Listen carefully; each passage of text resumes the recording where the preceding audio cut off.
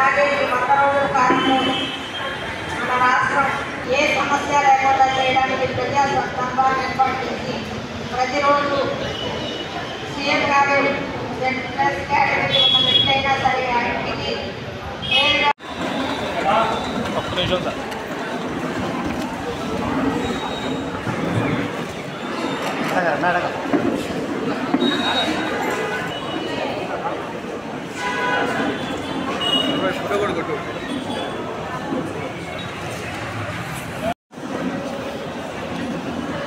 ఏర్పాటు చేసుకొని కనీసం మంత్రులకు కూడా అవకాశం లేని పరిస్థితి.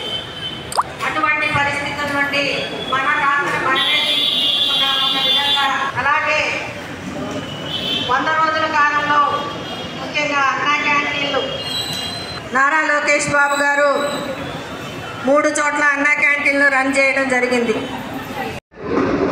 చంద్రబాబు నాయుడు గారి కూటమి ప్రభుత్వం ఇది మంచి ప్రభుత్వం. ఎందుకంటే సంక్షోభంలో కూడా రాష్ట్ర ప్రజలకు సంక్షేమాన్ని అందించి అభివృద్ధికి రెక్కలు తొడిగి మొదటి 100 రోజుల్లోనే మంచి ప్రభుత్వంగా పేరుగాంచిన ప్రభుత్వం, ప్రజల చేత అభినందించబడుతున్న ప్రభుత్వం గౌరవ నారా చంద్రబాబు నాయుడు గారి ప్రభుత్వం. ఎందుకంటే హామీ ఇచ్చిన విధంగా మొదటి 100 రోజుల్లోనే 100 కార్యక్రమాలను పూర్తి చేయడం జరిగింది చంద్రబాబు నాయుడు గారి ప్రభుత్వం. ఉదాహరణకి చంద్రబాబు నాయుడు గారి హామీ ప్రకారం అధికారంలోకి వచ్చిన వెంటనే 3,000 రూపాయలు ఉన్నటువంటి పెన్షన్ని 4,000 రూపాయలు చేసి 1వ తారీఖు ఉదయాన్నే ఇళ్ళకు తీసుకెళ్లి అవాతాతలకు అందించడం జరిగింది. 1,000 రూపాయలు పెంచడం మాత్రమే కాదు, మాట ఇచ్చిన ప్రకారం అంతకుముందు 3 నెలలకు కూడా కలిపి 7,000 రూపాయలు ఒక్కొక్క అవాతాతకు అందించిన ఘనత నారా చంద్రబాబు నాయుడు గారి కూటమి ప్రభుత్వానికి. భారతదేశ చరిత్రలోనే ఇది ఒక గొప్ప విషయం, చారిత్రాత్మకమైన విషయం. 7,000 రూపాయల పెన్షన్ అందించడం.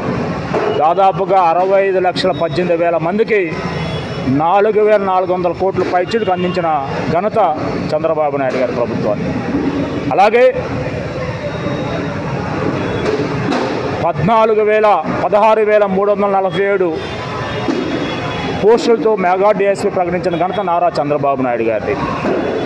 ఇప్పుడు మాత్రమే కాదు, 1996 నుంచి తీసుకుంటే గౌరవ చంద్రబాబు నాయుడు గారి హయాంలోనే 2,32,500 మంది గవర్నమెంట్ ఉద్యోగస్తుల్ని నియమించిన వ్యక్తి చంద్రబాబు నాయుడు గారు.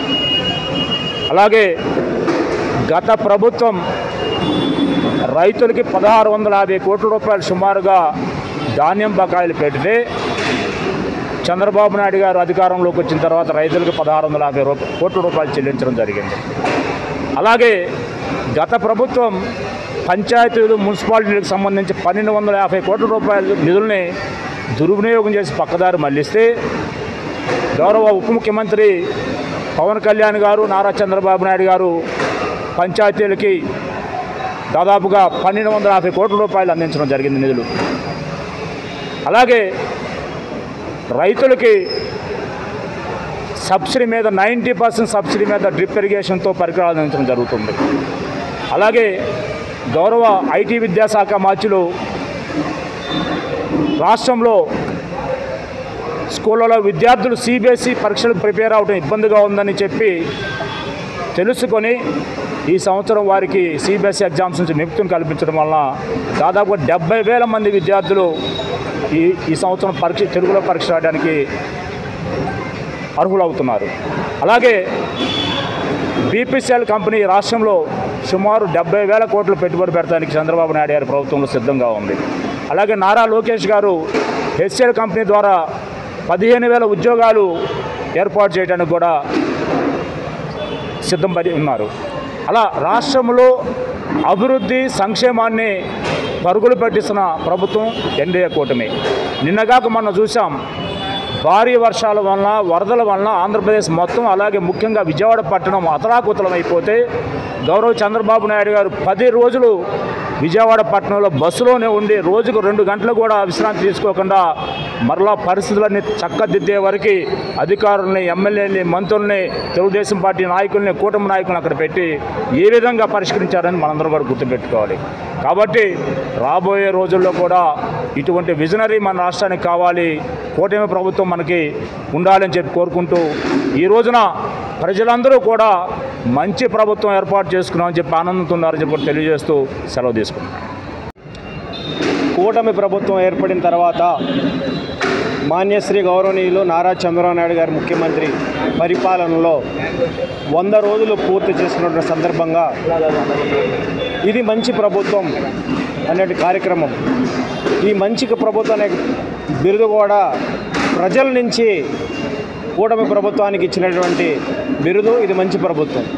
ఎందుకనంటే ఈ 100 రోజుల పరిపాలన కూడా ప్రజలందరూ కూడా చూస్తూ ఉన్నారు.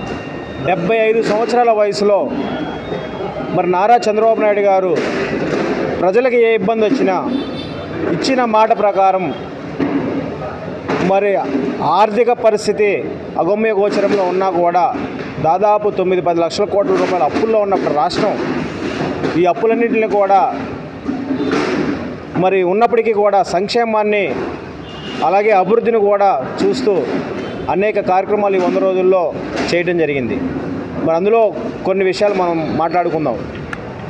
మరి ముఖ్యంగా వృద్ధాప్య పింఛన్ కానివ్వండి, అలాగే ల్యాండ్ టైటిల్ యాక్ట్ కానివ్వండి, అలాగే మెగా డిఎస్సి కానివ్వండి, రైతులు ధాన్యం కొనుగోలు విషయంలో ఉన్నటువంటి రుణాలు ఇవ్వడం కానివ్వండి, అలా అనేక అంశాలు కూడా మరి ఈరోజు చంద్రబాబు గారు ప్రజలకు అందించడం కూడా జరుగుతూ ఉంది.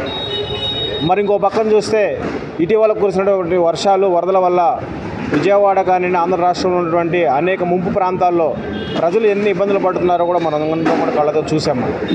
మరి విజయవాడలోనే మరి ఆయన బస్సులోనే నివాసం ఉంటూ ప్రజలకు కష్టాల్లో ఉన్నారని చెప్పని వాళ్ళ కష్టాలన్నీ తీరే వరకు కూడా ఆయన రోజుకు 2 గంటలు అంటే ఆరోగ్యం ఇబ్బంది పెట్టినప్పటికి కూడా మరి ఆయన ప్రజలు ఇబ్బందులు తీరిన తర్వాతే నేను ఇక్కడి నుంచి వెళ్తానని చెప్పని అధికారుల్ని, యంత్రాంగాన్ని అంతా కూడా ఇప్పటికప్పుడు అప్రమత్తం చేసి మరి ప్రతి ఒక్క అధికారుల దగ్గర ఉండి కూడా సమస్యలు పరిష్కారం చేసేటువంటి నాయకుడు, విజనరీ ఉన్న నాయకుడు నారా చంద్రబాబు నాయుడు గారు. మరి అలాంటి నాయకుడికి కూటమి ప్రభుత్వానికి ప్రజలు కూడా ఇప్పుడు అండగా ఉండాలని చెప్పని కూడా ఈ సందర్భం కూడా మేమందరం కూడా కోరుతా ఉన్నాం.